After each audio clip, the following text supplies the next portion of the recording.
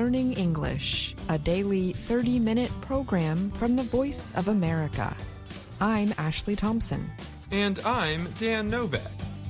This program is designed for English learners, so we speak a little slower and we use words and phrases especially written for people learning English. On today's program, you will hear reports from Dan Novak, Dan Friedel, and Katie Weaver. Later, John Russell presents this week's Everyday Grammar lesson. Then, we look ahead to tomorrow's topic for Ask a Teacher.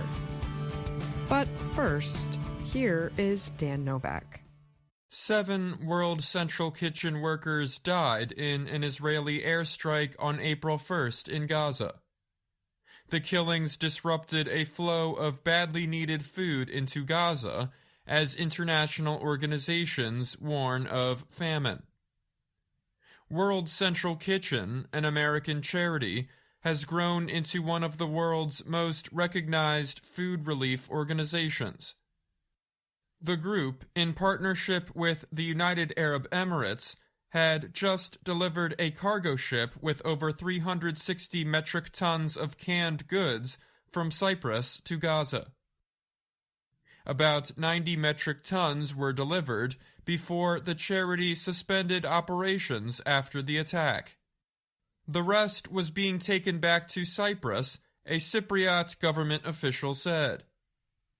Chef and restaurant owner Jose Andres founded World Central Kitchen in 2010. His goal is to provide immediate food relief to disaster areas.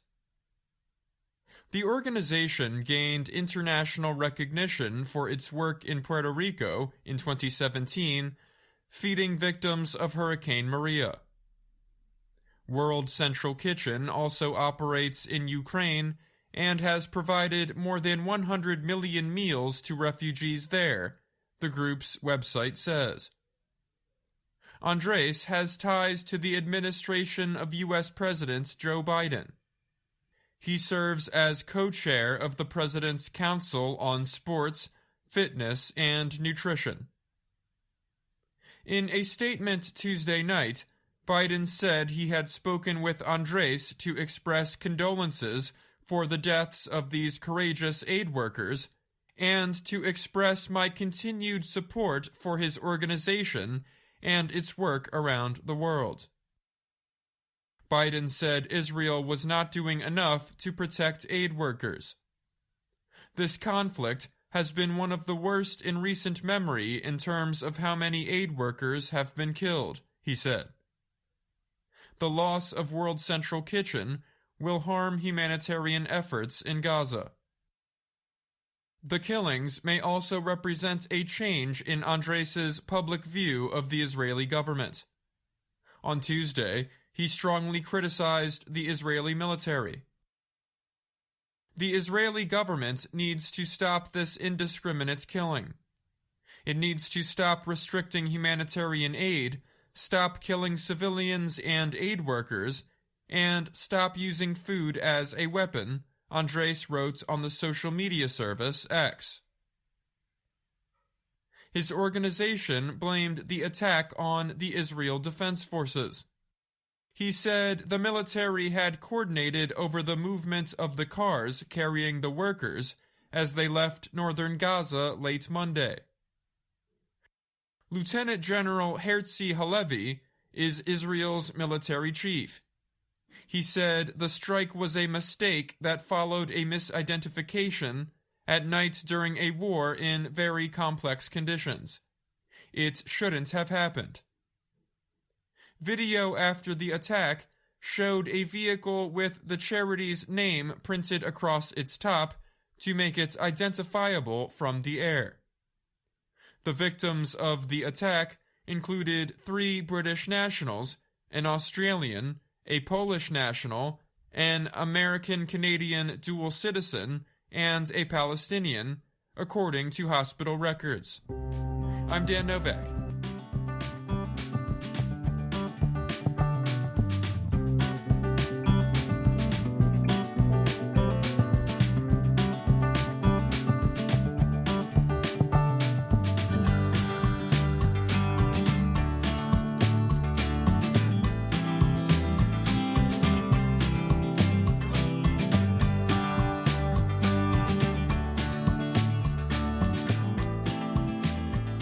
People around the world are worried that water for drinking, cooking, and cleaning is getting harder to find.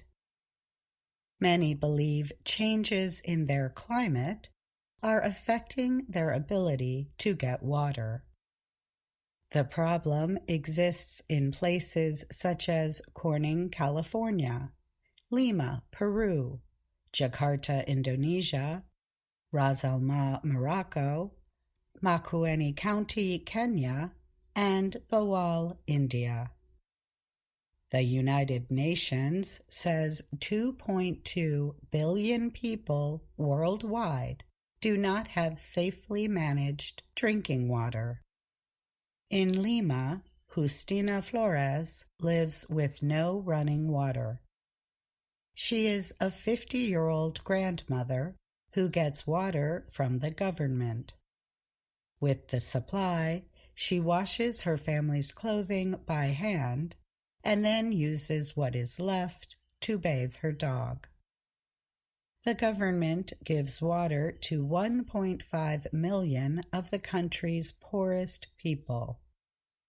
Big water trucks make their way up hills to get to places where people need it. Flores tries to limit her water use. She owns a washing machine, but it uses too much water. By washing clothes by hand, she saves about 45 liters. The family gets 3,000 liters per week. Official information says in wealthier areas with running water, families use an average of almost 12,000 liters per week. Flores has worked in some of those homes. She said there, people can take a bath every day. She said in her area of Lima, people can only wash themselves 2 times per week. In Indonesia's capital, Jakarta, people say it is difficult to get clean water. Devi Putri Ekasari is 37. She has 3 children. Since she was a girl, she has had to purchase water from sellers who work in her low-income neighborhood. While the government installed water pipes and pumps, the water does not always come. Sari said, if the water did flow, she is not sure she would drink it. It's not healthy, she said. It's filled with bacteria that will make you sick. She said it also smells like chemicals. The World Health Organization says she is right.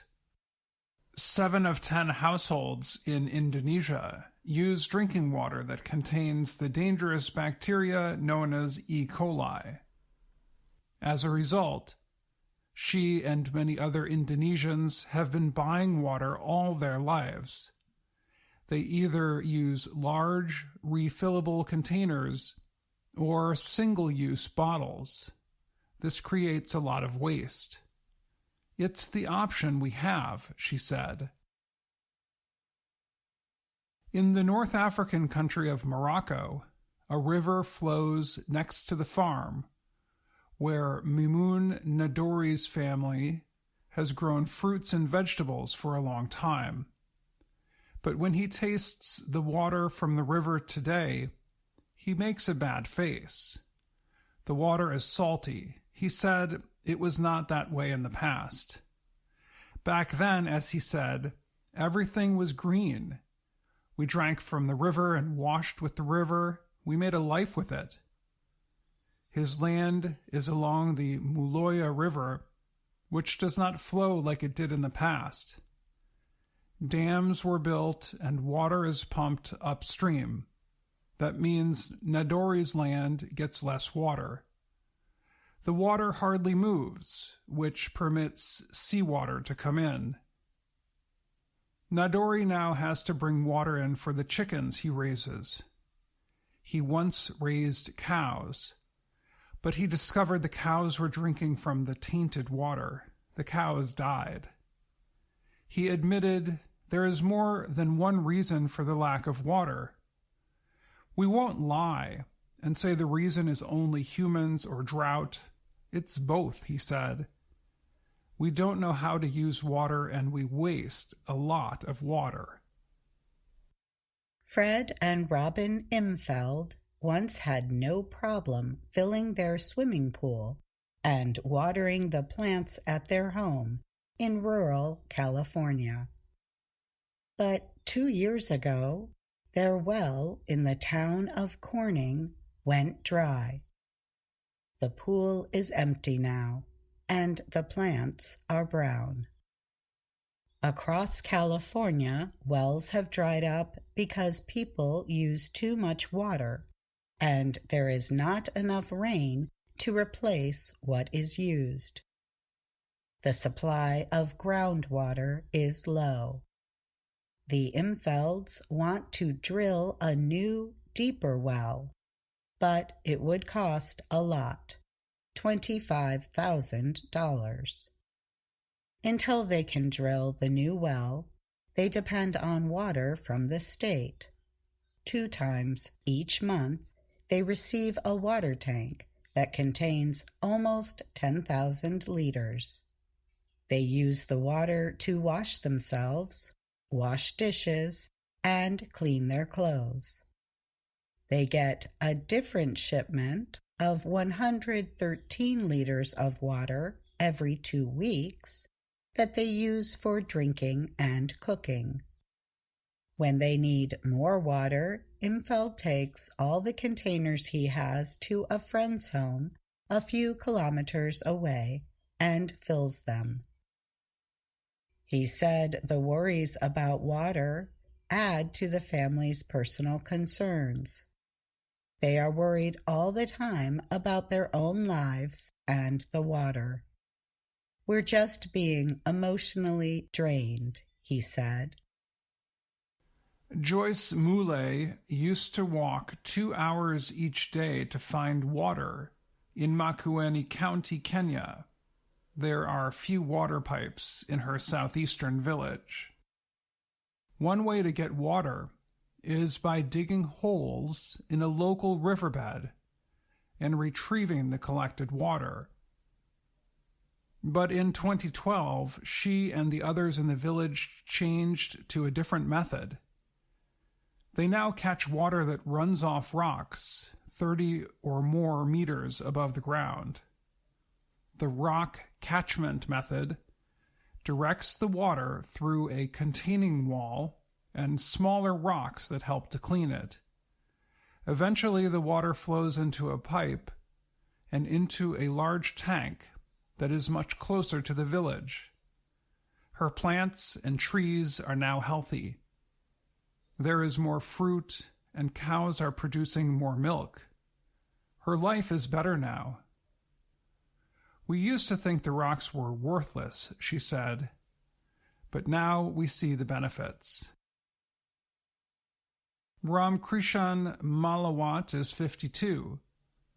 He remembers the days when people in his village near New Delhi did not have to dig deep wells to get water. They only needed to walk 10 kilometers to find a fast-flowing river. Water was no concern. Now the river is dry, and the water is more than 70 meters below the ground. We are forced to dig deeper with every passing year, he said. But he must keep digging in order to get water for his farm. He grows mustard, corn, and other grains. When he does get to the water, it is not as clean. The water contains chemicals from the ground, including fluoride. Drilling for water is common in India. The United Nations says India drills and pumps more groundwater than the United States and China combined. There is more need for water as India grows. The Indian population is the world's largest, and it continues to grow. The people need homes and jobs. Every time a new structure is built, it causes runoff, and less water can seep into the ground. Water just flows away, Malawat said. He noted that the auto industry is now bigger than farming in the area. I worry sometimes that in 10 to 15 years, there will be no good water available for farming in my town, he said. I'm Dan Friedel. And I'm Katie Weaver. VOA Learning English has launched a new program for children. It is called Let's Learn English with Anna. The new course aims to teach children American English through asking and answering questions and experiencing fun situations. For more information, visit our website, learningenglish.voanews.com.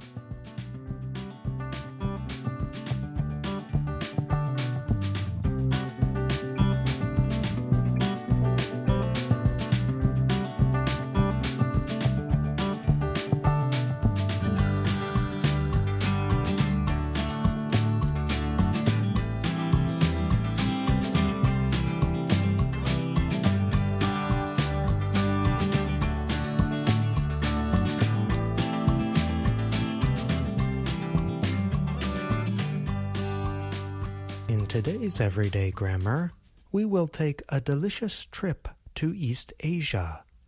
We will taste wonderful and perhaps unfamiliar foods, if only in our imagination. We will also learn about some of the details of writing, including common spelling and punctuation mistakes. In a recent Everyday Grammar, we explored how to talk about a national dish. We asked our listeners and readers around the world to write to us about their national dish. In today's lesson, we give feedback on some of that writing. Let's start with Japan. Here is part of what Kaori wrote. Chirashi sushi is the national dish of Japan. It is a sweet and sour dish that consists of rice, shrimp, eggs, dried gourd, vinegar, salt, and sugar. In May 5th, we eat the traditional sweet called kashiwa mochi. It is a sweet and sticky small snack that consists of rice powder, small red beans, and sugar. Kaori used the structures that we discussed in our previous lesson. The writing included adjectives such as sweet and sour, the phrasal verb consist of, and nouns such as rice, shrimp, and eggs. We were especially interested to read about dried gourd, an ingredient that is not common in America. Our main suggestion is to replace the short word in with on, as in, on May 5th, we eat the traditional sweet. Remember, we use on for exact dates. So we say, for example, on January 1st or on September 27th. Next, we go to China to learn about two popular dishes. Here we notice a similarity between the United States and China. If you asked Americans to write about a national dish, you would likely get different answers. In the same way, we received different answers about a national dish of China. Here is part of John's message. Chicken soup is a national dish of China. It's a light soup that consists of hens and medicine plants. Most part of chicken soup is hen's meat because it tastes finer. The other ingredients of it are Chinese medicine plants, such as dang gui. Of course, we need some flavorings to make it tastes more delicious. Soybeans, peppers, ginger, and garlic are necessary to the soup. John's message is clear and easy to understand. That said, we have a few suggested changes. In terms of grammar, we should remove the noun form medicine and instead use the adjective medicinal, as in medicinal plants. We could also use a more exact noun such as herb, as in medicinal herbs. We should also replace the short word to with for, as in necessary for the soup. We could also make a few small stylistic changes. For example, in the first sentence, we could use the noun chicken in place of hen, although a hen makes it clear that the bird is a female. Here is one way we might update the message. Chicken soup is a national dish of China. It is a light soup that consists of chicken and medicinal herbs. Most of the chicken soup has meat from the female chicken, or hen, because it tastes finer and softer than meat from the male chicken. The other ingredients of chicken soup are Chinese medicinal herbs such as dangui. Of course, we need some flavorings to make it taste more delicious. Soybean, peppers, ginger, and garlic are necessary for the soup. Next, here is part of what Ming wrote to us. Meicai kou rou is the national dish of China. It is a salty dish that consists of pork belly, fermented red tofu sauce, dry mizuna, soybean sauce, salt, and species, such as Sichuan peppercorn and star anise. Meicai is the mizuna's pronunciation in Chinese.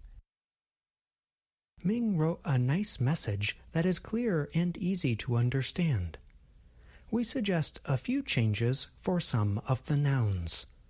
Instead of source, we want to use the word sauce, and instead of species, we would use spices.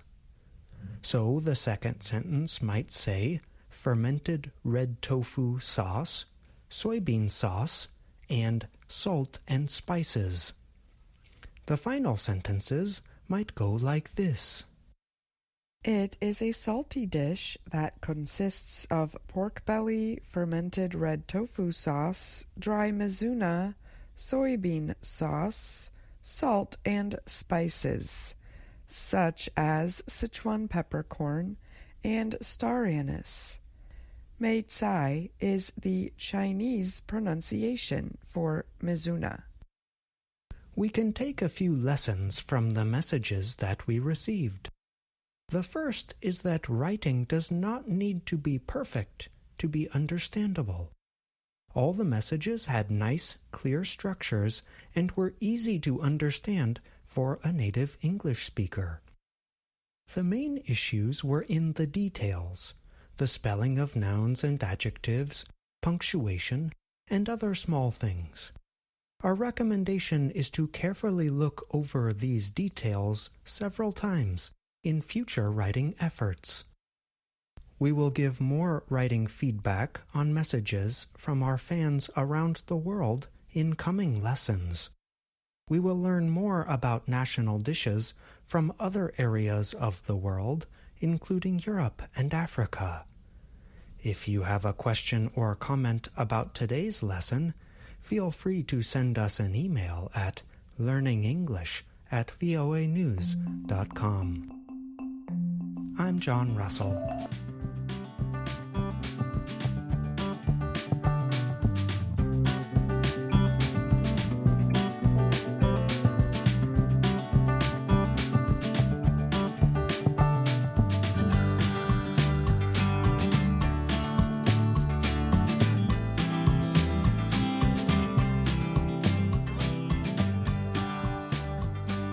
You just heard this week's Everyday Grammar lesson. John Russell is here now to talk a little more about it. Hi, John. Welcome back. Hi, Ashley. Thanks for having me on the show. In this week's lesson, you have some writing feedback. I'm curious to know, what did you learn by reading the messages people sent in? I always learn a lot when our listeners write to us. I was not familiar with any of the dishes that were described in today's lesson. So, in addition to reading the messages, I also looked up images of the dishes. Was there a particular dish you would like to try? I would like to try all of them. Next week's lesson will give feedback on other dish descriptions. In one of your recommendations in the lesson, you suggested you might use the term chicken instead of hen. Why is that? That point is not really about grammar. It is more about style and communicating to a certain audience. If you look at American cookbooks, they almost always use the broader term chicken. American cookbooks do not generally specify the kind of chicken. So you recommended changing hen to chicken for the sake of sounding natural to an American. That's right. Language is funny. We have grammar, but then we also have other considerations, style, word choice, and so on. Well, thanks for talking with us today, John, and thank you for that lesson. See you next time.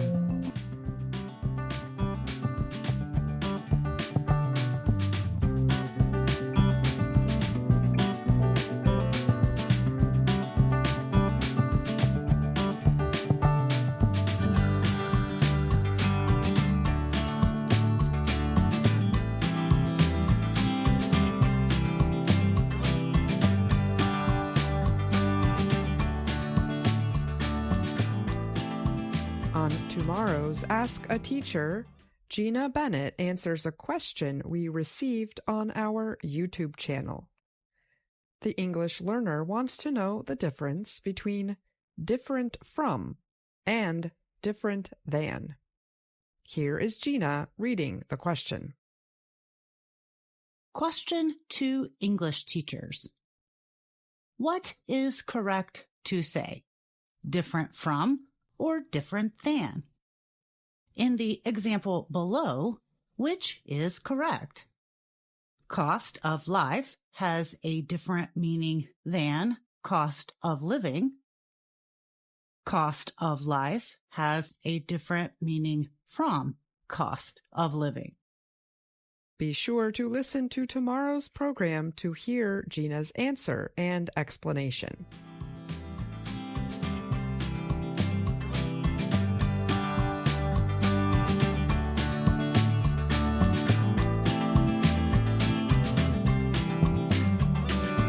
That's our program for today. Join us again tomorrow to keep learning English through stories from around the world.